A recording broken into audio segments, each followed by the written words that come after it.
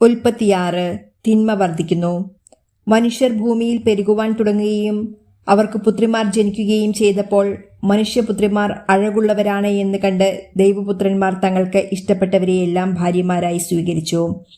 അപ്പോൾ ദൈവമായ കർത്താവ് പറഞ്ഞു, എൻ്റെ ചൈതന്യം മനുഷ്യനിൽ എന്നേക്കും നിലനിൽക്കുകയില്ല. അവൻ ജഡമാണ്. അവൻ്റെ ആയുസ് 120 വർഷമായിരിക്കും. ദൈവപുത്രന്മാർ മനുഷ്യപുത്രിമാരുമായി ചേരുകയും അവർക്ക് മക്കളുണ്ടാവുകയും ചെയ്തിരുന്ന അക്കാലത്തും പിന്നീടും ഭൂമിയിൽ ആദികായന്മാർ ഉണ്ടായിരുന്നു. അവരാണ് പുരാതന കാലത്തെ പ്രസിദ്ധിയാർജിച്ച പ്രബലന്മാർ. ഭൂമിയിൽ മനുഷ്യന്റെ ദുഷ്ടത വർദ്ധിച്ചിരിക്കുന്നെന്നും അവന്റെ ഹൃദയത്തിലെ ചിന്തയും ഭാവനയും എപ്പോഴും ദുഷിച്ചത് മാത്രമാണെന്നും കർത്താവ് കണ്ടു. ഭൂമുഖത്ത് മനുഷ്യനെ സൃഷ്ടിച്ചതിൽ കർത്താവ് പരിതപിച്ചു.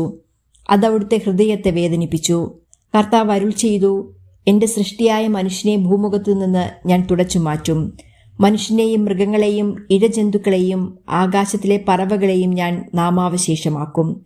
അവയെ സൃഷ്ടിച്ചതിൽ ഞാൻ ദുഃഖിക്കുന്നു. എന്നാൽ നോഹ കർത്താവിൻ്റെ പ്രീതിക്ക് പാത്രമായി. ഇതാണ് നോഹയുടെ വംശാവലി. നോഹ നീതിമാനായിരുന്നു, ആ തലമുറയിലെ കറയറ്റ മനുഷ്യൻ. അവൻ ദൈവത്തിൻ്റെ മാർഗത്തിൽ നടന്നു. നോഹയ്ക്ക് 3 പുത്രന്മാരുണ്ടായി, ഷേം, ഹാം, യാഫത്ത്. ദൈവത്തിൻ്റെ ദൃഷ്ടിയിൽ ഭൂമിയാകെ ദുഷിച്ചതായി തീർന്നു. എങ്ങും അക്രമം നടമാടി. ഭൂമി ദുഷിച്ചു പോയെന്ന് ദൈവം കണ്ടു. ലോകത്തിൽ മനുഷ്യരെല്ലാം ദുഷ്മാർഗികളായി. നോഹയുടെ പെട്ടകം. ദൈവം നോഹയോട് അരുൾ ചെയ്തു, ജീവജാലങ്ങളെയെല്ലാം നശിപ്പിക്കുവാൻ ഞാൻ നിശ്ചയിച്ചിരിക്കുന്നു. അവർ മൂലം ലോകം അധർമ്മം കൊണ്ട് നിറഞ്ഞിരിക്കുന്നു. ഭൂമിയോടുകൂടി അവരെ ഞാൻ നശിപ്പിക്കും. ഗോഫോർ മരം കൊണ്ട് നീയൊരു പെട്ടകമുണ്ടാക്കുക. അതിൽ മുറികൾ തിരിക്കുക. അതിൻ്റെ അകത്തും പുറത്തും കീലു തേയ്ക്കണം. ഇങ്ങനെയാണ് അതുണ്ടാക്കേണ്ടത്. 300 മുഴം നീളം, 50 മുഴം വീതി, 30 മുഴം ഉയരം. മേൽക്കൂരയിൽ നിന്ന് 1 മുഴം താഴെ പെട്ടകത്തിനൊരു ജനലും വശത്തൊരു വാതിലും വയ്ക്കണം. താഴേക്കും മേലേക്കും നടുവിലുമായി 3 തട്ടായി വേണം പെട്ടകമുണ്ടാക്കാൻ. ഭൂതലത്തിലെല്ലാം ഞാനൊരു ജലപ്രളയം വരുത്തുവാൻ പോകുന്നു.